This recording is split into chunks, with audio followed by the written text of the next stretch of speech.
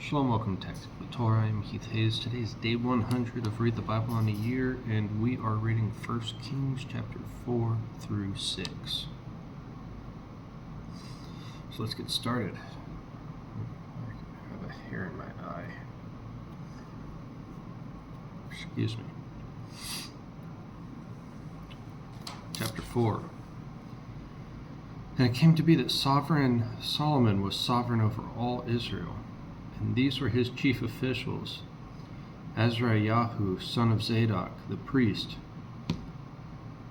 Elichoreph and Ahiah, sons of Shisha, scribes; Jehoshaphat, son of Ahilud, the recorder; and Benaiah, son of Jehoiada, over the army; and Zadok and Abiathar, the priests; and Azariah, son of Nathan, over the officers; Zabud, son of Nathan, a priest, friend of the sovereign; and Ahishar, over the household; and Adoniram,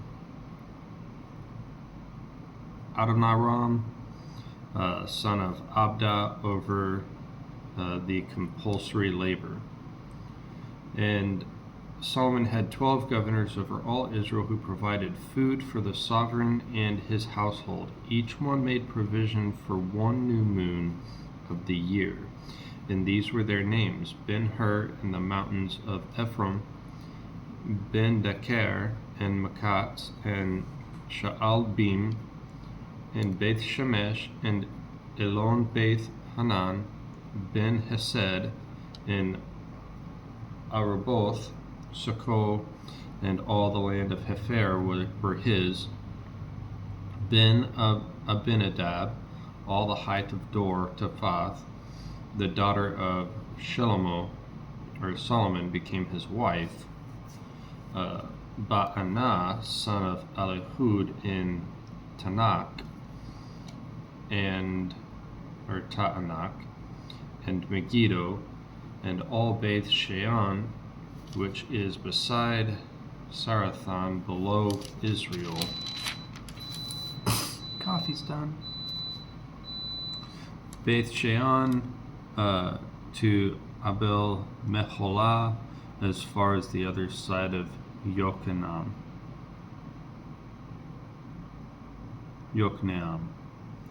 Ben Geber and Ramoth Gilad, and the towns of Yair, sons of Manasseh and Gilad, were his. The portion of Argob and Bashan, 60 large cities with walls and bronze gate bars, were his. Abinadab, son of Iddo, in Mahanaim; Ahimaaz in Naphtali. He also took Basmath, the daughter of Solomon, as wife; Ba'anan, son of Hushai, in Asher; and Elot, Jehoshaphat, son of Paruah, in Issachar; Shimi, son of Elah, in Benjamin; Geber, son of Uri, in the land of Gilad, in the land of Sihon, sovereign of the Amorites; and of Og, sovereign of Bashan; and one governor was in the land. Judah and Israel were as numerous as the sand of the sea, eating and drinking and rejoicing. And Solomon was ruling over all the range from the river to the land of the Philistines, as far as the border of Mitzrayim. And they did task work, and they served Solomon all the days of his life. And Solomon's food supply for one day was 30 cores of fine flour and 60 cores of meal, 10 fattened cattle, 20 cattle from the pastures, and 100 sheep, besides deer and gazelles and roebucks and fatted fowl. For he was ruling over all on this side of the river, from Tifsah, even to Azah, over all the sovereigns on this side of the river. And he had peace on all sides round about him. And Judah and Israel dwelt safely, each man under his vine and his fig tree, from Dan as far as Beersheba, all the days of Solomon. And Solomon had 40,000 stalls of horses for his chariots, and 12,000 horsemen. And these governors, each one had his new moon, provided food for sovereign Solomon, and for all who came to the table of sovereign Solomon. There was no lack in their supply. They also brought barley and straw to the appointed place for the horses and steeds, each one according to his right ruling. And Elohim gave Solomon great wisdom and understanding, and largeness of heart like the sand of the seashore. And Solomon's wisdom excelled the wisdom of all the men of the east and all the wisdom of Mitzrayim. For he was wiser than all men, than Ethan and the Ezrahite and Heman and Kalkol and Darda, the sons of Mahol.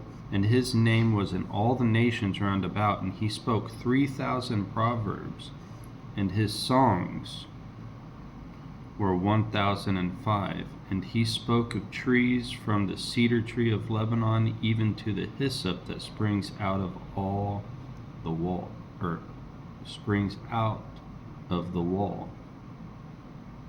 He spoke of beasts and of birds and of creeping creatures and of fish. And there came from all peoples, from all sovereigns of the earth, who had heard of his wisdom, to hear the wisdom of Solomon. Chapter 5.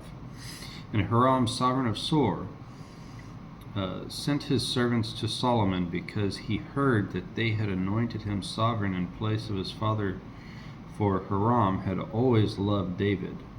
And Solomon sent to Hiram, saying, You know my father David was unable to build a house for the name of Yahweh his Elohim, because of the battles which were all around him, until Yahweh put them under the soles of his feet. But now Yahweh my Elohim has given me rest all around.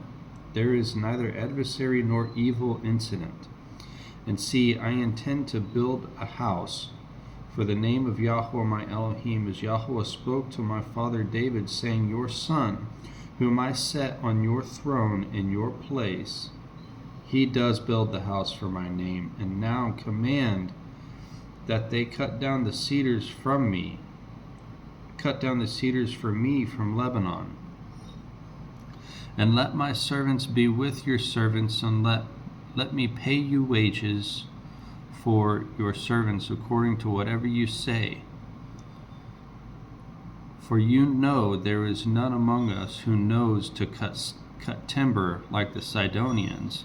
And it came to be, when Hiram heard the words of Solomon, that he rejoiced greatly and said, Blessed be Yahweh this day, for he has given David a wise son over this great people. And Hiram sent to Solomon, saying, I have heard that which you sent me. Let me do all you desire concerning the cedar and cypress logs. Let my servants bring them down from Lebanon to the sea. Then I put them in the rafts by the sea, and place you direct to the place you direct me. There we go. And I shall spread them out there. Then you shall take them up, while you do my desire by giving food for my household. And Hiram gave Solomon cedar and cypress logs, all his desire. And Solomon gave Hiram 20,000 cores of wheat as food for his household, and 20 cores of pressed oil. Thus Solomon gave to Hiram year by year. And Yahweh gave Solomon wisdom, as he promised him, and there was peace between Hiram and Solomon, and the two of them made a great covenant. I'm sorry, it wasn't a great covenant, it was just a covenant. There we go. I don't know why I said great. And sovereign Solomon raised up compulsory labor in all of Israel, and the compulsory labor was 30,000 men. And he sent them to Lebanon, 10,000 per new moons by courses. There were one new moon in Lebanon, 2 new moons at home, and Adoniram was over the compulsory labor. And Solomon had 70,000 bearing burdens, and 80,000 hewing stone in the mountains, besides 3,300 from the chiefs of Solomon's deputies who were over the work, those ruling over the people who labored in the work. And the sovereign commanded, and they brought large stones, precious stones, to lay the foundation of the house with hewn stones. And Solomon's builders and Hiram's builders and the men of Gebal did hew and prepared timber and stones to build the house. All right, chapter 6. And it came to be in the 418th year after the children of Israel had come out of the land of Mitzrayim, in the 4th year of the reign of Solomon over Israel, in the new moon of Ziv, which is the 2nd new moon, that he began to build the house of Yahweh. And the house of the sovereign Solomon built for Yahweh was 60 cubits long, 20 wide, and 30 cubits high. And the porch at the front of the hekal of the house was 20 cubits long according to the breadth of the house, and its width 10 cubits from the front of the house. And he made for the house windows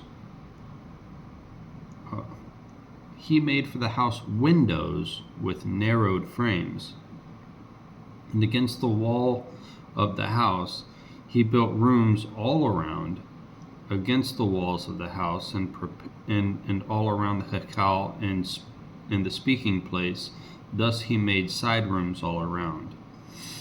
And the lowest side room was 5 cubits wide, and the middle one was 6 cubits wide, and the third one was 7 cubits wide, for he made narrow ledges around them, around the outside of the house, so as to not lay hold on the walls of the house. And the house, when it was being built, was built with finished stone, made ready beforehand, so that no hammer or chisel or any iron tool was heard in the house while it was being built. The doorway for the middle side room was on the right side of the house, and they went up by stairs to the middle side rooms, from the middle to the third.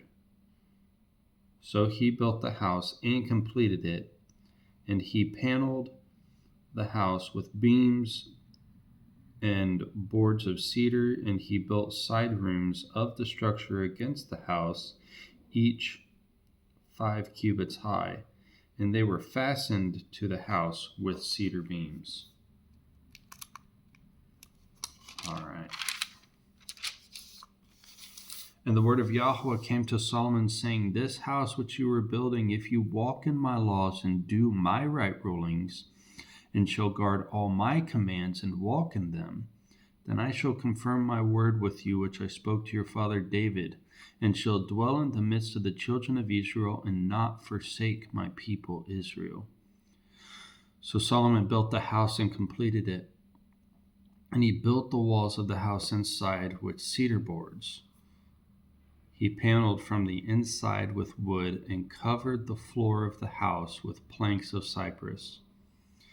And he built 20 cubits at the rear of the house from the floor to the walls with cedar boards, and he built it inside as the speaking place, as the most set apart place. And the house was 40 cubits. It is the hekal before it. And the cedar for the house inside was carved with ornaments and open flowers. All was cedar, not a stone was seen. And he prepared the speaking place in the midst of the house to placed the ark of the covenant of Yahweh there, and the front of the speaking place was 20 cubits long and 20 cubits wide and 20 cubits high, and he overlaid it with refined gold and overlaid the slaughter place of cedar. And Solomon overlaid the inside of the house with refined gold and made gold chains pass over the front of the speaking place and overlaid it with gold. Thus he overlaid the entire house with gold until the entire house was completed. And the entire slaughter place that was by the speaking place he overlaid with gold. And inside the speaking place he made 2 cherubim of olive wood, 10 cubits high. And one wing of the cherub was 5 cubits, and the other wing of the cherub was 5 cubits, 10 cubits from the tip of one wing to the tip of the other wing. And the other cherub was 10 cubits. Both cherubim were of the same size and shape. The height of one cherub was 10 cubits, and so was the other cherub.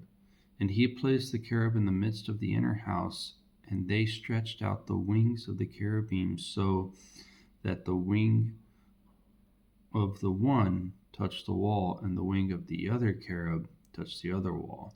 And their wings touched each other in the middle of the room, and he overlaid the cherubim with gold, and he carved all the walls of the house all around, both inside and outside, with carved figures of cherubim and palm trees and open flowers, and he overlaid the floor of the house with gold inside and out.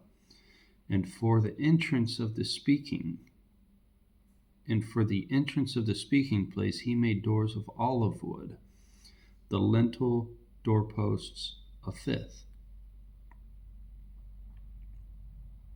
The 2 doors were of olive wood, and he carved them figures of cherubim and palm trees and open flowers, and overlaid them with gold. And he spread the gold on the cherubim and on the palm trees. And so he made doorposts of the door of the Hakal of olive wood, a 4th part. And the 2 doors were of cypress wood, and the 2 leaves of the one folded, the 2 leaves of the other door folded. And he carved cherubim and palm trees and open flowers, and overlaid them with